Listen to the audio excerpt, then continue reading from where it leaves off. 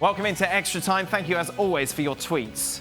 How is your physical and mental state at the start of the season when you struggle to win early? Yeah, there's definitely a few.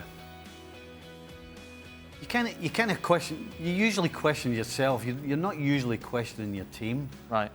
It usually comes down to, am I doing the right things? You know, am I doing my bit? Am I part of the problem? Am I one of the reasons?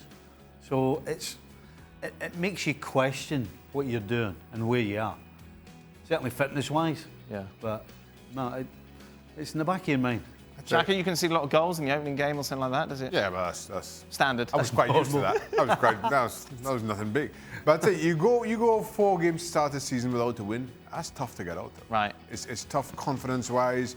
It must be weird, like the training ground, everything must just be weird. You don't look forward to coming in. Not only do you question yourself, you start looking around your dressing room. It's quiet on a Monday morning, isn't it? It's really tough. Right. It's really like tough. bus ride and all that sort of stuff. Yeah. And also, I mean, once you find yourself that far back that early on, it's really hard to make up the ground. Right. You know, it's really hard to make up the ground on the pack ahead. Rate Adrian's performance last night in the absence of Alisson, Shaq. I didn't see the game. Brilliant. He made the penalty save of the world, Shaq. Saved Tammy Abraham's penalty. Is a hero. I think you've got to look at his overall performance. Conceded a penalty. And he conceded a penalty. Yep. I'd probably give him an 8. You know. 8? Yeah. Adrian is a good goal, you know. I keep saying Adrian is a good keeper. He just won the tournament for them. But hold on a second.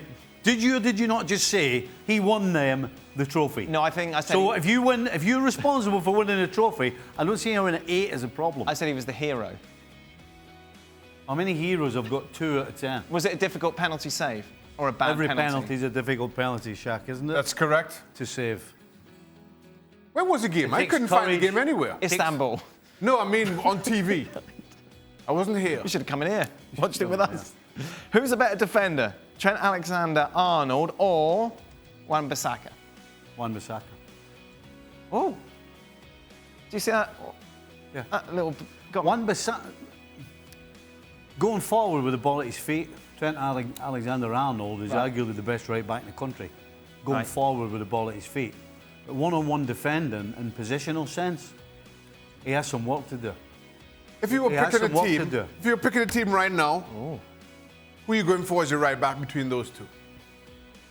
It depends on the makeup of my team. If my team is about being solid defensively, then I'm taking Wan-Bissaka. Well, that's your team. That's your team, Steve. That's your makeup. It's about attacking, then you go for Alexander-Arnold. Are you more Simeone or I'm just Guardiola? telling you, right? The perception I have right now in Liverpool, and the right-hand side is a problem. Robertson and Van Dijk on the left is, in my opinion, solid as a rock. The problems they have is whether it's Matip and Alexander-Arnold or Gomez and Alexander-Arnold. Teams, in the main, when they create anything, it comes down that side. So should Klopp address that and switch Van Dijk to the other side to then help Alexander-Arnold? It's not quite as simple as that, Dan. You kind of sometimes choose your poison when you've actually defended the way Liverpool did last season, but you still know that there could be a little weakness there. Yeah. You know, does it make any sense to weaken the other side to bolster that side? Sure. That's the kind of question you ask yourself. And I would say no. Until in the Premier League it starts going disastrously wrong, where it continues game after game and they start losing goals game after game and they're dropping points game, then you have to start rethinking, okay, what's the best thing to do to shore up their back line? For Shaka, which set of fans heckled you the most from behind the goal? That's a good question. Heckled me the most? I don't know. That's tough. Did you ever get, you know when you're going to take a goal kick? Oh, you get, I mean... Did they ever go... Oh, all the time. Aye. All the time. I mean, you get everywhere. You get everywhere. Does it become white noise in the end, Shaka? It is, yeah. You honestly don't... But you have to train yourself because it can't be easy. First game, like in the Premier League, or you've got just abuse all the time in your ear. You just kind of... you're so focused on what's going on in front of you that you don't really listen to what's But you happening must get behind you. really personal insults. At times, I guess. I'll be honest, I can only really remember, well, I remember once playing at St. James's Park. This was funny because we were 2 up. We were 2 down.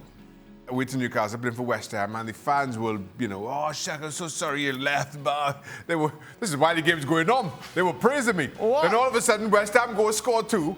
It's 2-2. You're useless. you're useless. That registered, and that made me laugh so much. I remember to this day. Other than that, I nothing really registered. Other than, and I make this point all the time, I used to love playing at Anfield. I thought that was the only place where the fans weren't really bothered about me or abusing me. They were focused on the game. And that was their only focus. And as a player, you appreciated that. Do you think goalkeepers get it more? Because they're more exposed? Yeah, and you're just there and you have to take it. And then, if there's fans right behind your goal and the ball's up the other end. Yes. They have nothing else to do but abuse you until the ball comes back down. So you've only got a little cage, haven't you? Yeah, that's right. You can run to. You can't get hurt. So the most you can do is go up to the edge of the box and just like, hope they just forget about you up there. Shaka, as a goalkeeper, would you ever talk to yourself out loud? As a goalkeeper or just as a person? No, but you see it, don't you? Like some goalkeepers you can see talking to themselves. Oh, no. I mean... What's your internal dialogue like after you've made a mistake? You must have talked to yourself. Maybe not out loud, but you must have been talking to yourself. I mean, kind of like how we talk to ourselves when we're playing golf nowadays. You just, you say things and it's not, it's not. You just try to keep yourself on your toes and encourage you. Right. Yeah. So you try not to think about like a mistake too much. You you try. Yeah. So let's say I make a mistake. I would talk to myself at that point and just kind of, make encouraging comments, I guess, or whatever, and just whatever it takes. Whatever it takes, Like, oh, Shaka, you should have done better. Well, you've seen me on the golf course. Well, I have, so but your mentality on the golf course, I would suggest, isn't as strong as it is on a football pitch. Well, you never know. You never know. What was the most difficult part of moving from one club to another club? Really that difficult? What about for you, Stephen? You were at Liverpool for so long. It's family, isn't it? Oh, making sure they were It's set. all the other stuff. Right. It's not the football side of it. Yeah. Because, you're generally going from a set of players with probably a similar mentality to another dressing room with a similar mentality. Okay, some maybe a little easier to get on with, but I'm just talking about little nuances. Whereas if you're moving a decent distance, you've got to think about the family, you've got to think about the kids. Are they going to go to school? And then you've got to you're either going to sell your house, you've got to rent your house out. You've got so many things to think about that actually going to the ground and going trainings just a good escape. It gets you away from it. It must be nice as well because you didn't have cell phones. Yeah. So once you were there, it was there. Yeah. Like whatever was going on at home, like you didn't have anything. I was fortunate. The cell phone thing was handy when you were in the pub and they couldn't get a hold of you, right? We asked him before. That was the best thing with the cell phone. I can only imagine. Oh, what? The phone goes behind the bar. The best thing of it as well, my missus said to me, she goes, you know what? I will never call the pub to see if you were there. I wouldn't lower myself. And I'm like, that. You're beautiful. That's a golden ticket. You're beauty. I mean, we'd be sat at the pub and the phone would go, and there would be half a dozen of the lads going like that. I'd be like, You're easy. I'm all right today, what are lads? I'm good.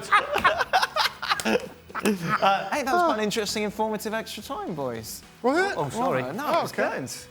Extra time is back tomorrow, so is ESPNFC. We'll be talking Barcelona. Of course, they kick off against Athletic Bilbao, plus Bayern Munich's first game of the season. Well, thank you very much for watching ESPN on YouTube. For more sports highlights and analysis, be sure to download the ESPN app. And for live streaming, premium content, and let's not forget as well, ESPNFC 7 days a week. Subscribe to ESPN+.